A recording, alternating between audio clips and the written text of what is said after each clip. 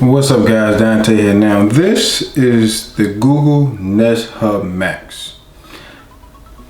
They changed the name. It used to be the Google Home Hub. Then they switched brands and wanted to go put the Nest name in there. So this is the Google Nest Hub Max. Pretty much the big brother to the 7-inch one. Now I had a couple of them in my house. Now I use pretty much those versions of it because for digital clocks in my room, you know, I could put it as a digital clock. I could still access my thermostat, my smart lights, and all the other smart devices I have within my house. So the 7-inch one was perfect for that, in my opinion, having the digital clock and things like that. When it came to watching like YouTube or Netflix or Hulu in there, nah, I wouldn't recommend it, but that was my opinion. I went on and got the bigger brother, as you could call it, the Max, and I must say it's the same experience with a little more stuff to it this time around. Now, everybody knows that this came with the camera and a 10-inch display. I'm gonna get to the camera in a second, but I just want to kind of talk about the 10-inch display. Now, here's what gets me with this. My gripe with this is these white bezels. Now, here's my iPad Pro, right? I'm not trying to compare Apple and Google, nothing like that, but if you put this in front of it,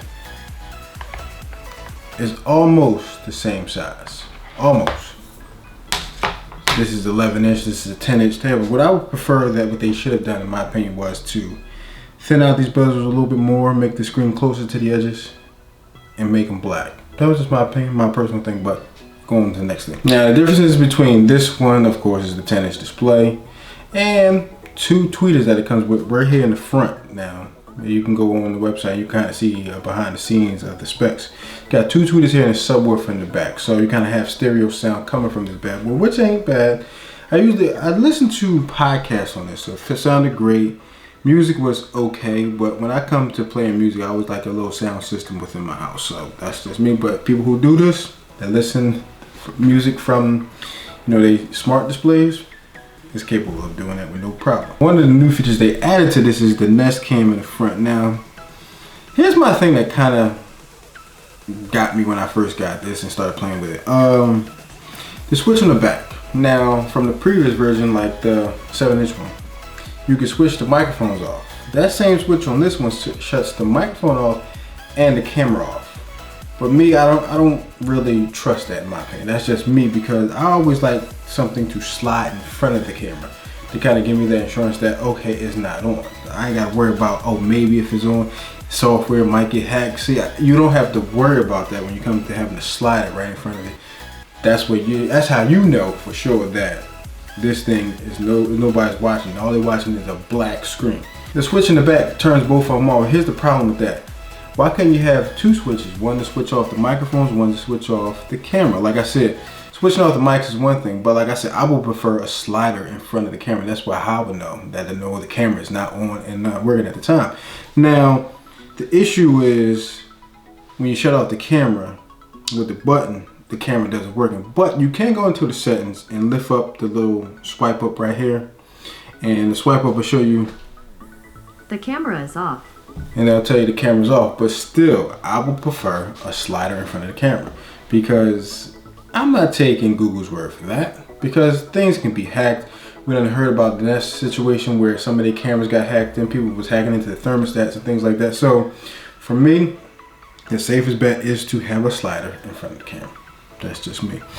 But when it comes to using this smart display, it still has the same gestures, lights, media, broadcast, thermostat, cameras, locks, all that stuff that you have with your smart home. That this still works with it just as fine. Like if you have a lot of Nest products or other partners that Google has partnered with, so some of your smart products that different names, I don't know most of them, a lot of them is out there, so you can still use this as your main display to kind of still navigate all the features you need to do within your smart home. Another issue I have with this display is that makes no sense to me, but hey, maybe it's just a software update away and it'll be fixed.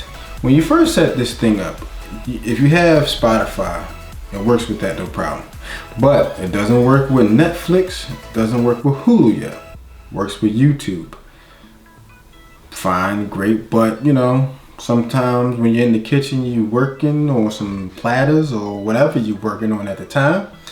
Maybe you want to watch a little Netflix or a little Hulu. You can't do that.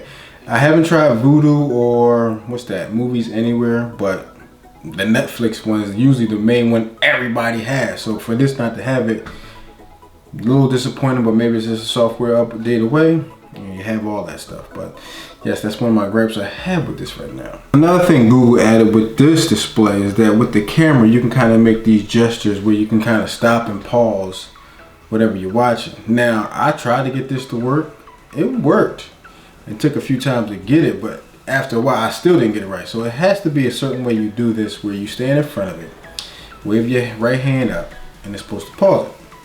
Then you do it again, it's supposed to play it. Now, like I said, it took like 4 or 5 tries for me to get it to do it once. Got a little frustrated, so I left it alone. But you can stand in front of this thing and pause it with your hand. You can do that. But for me, it was a frustrating time because I couldn't get it to work as well as I thought it was. But like I said, that's something you can do if you're into that. You know, iPhone or Android phone, and you had a Google Duo, you can have like, you know, FaceTime with this. And if you use your contacts, you can kind of have a little FaceTime back here and there. And what's great about that is that the camera that's installed in this one is that it can follow your movement no matter what you're on. So if I got mine right here, standing here, and I'm at the refrigerator and grabbing some things out of there and making a dish right here, the camera will follow me and keep me in focus. So whoever I'm talking to can always see me and I'm always in focus, that's a cool feature to have. So if you're doing a lot of movement, that the camera still follows you and keeps you in focus and kind of it keeps you within the phone call. You don't have to kind of stay in one place to kind of stay with the call, so you can kind of move around, do some things. That's a great feature if you do a lot of video calls, no matter what you're doing. So that's a great feature to have. But overall, this is a minor upgrade to a smart display. Few things I have issues with, but maybe a few software updates, you know, can make this the way I like it.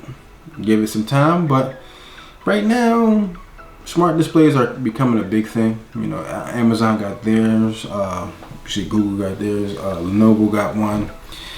And it depends on your personal preference. Like, I like the 7-inch one, so I thought the bigger version would be a lot better, which it kind of is because it has a bigger screen. But some of the things that the 7-inch one has and this one doesn't, you can Netflix, Hulu, all the other video services I like to use.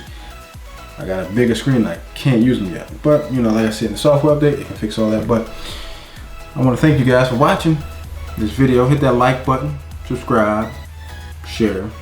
If you didn't like this video, subscribe, like, and share.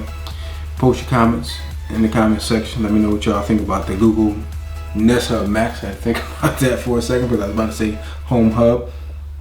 And that's pretty much it. And I'll see you guys in my next video.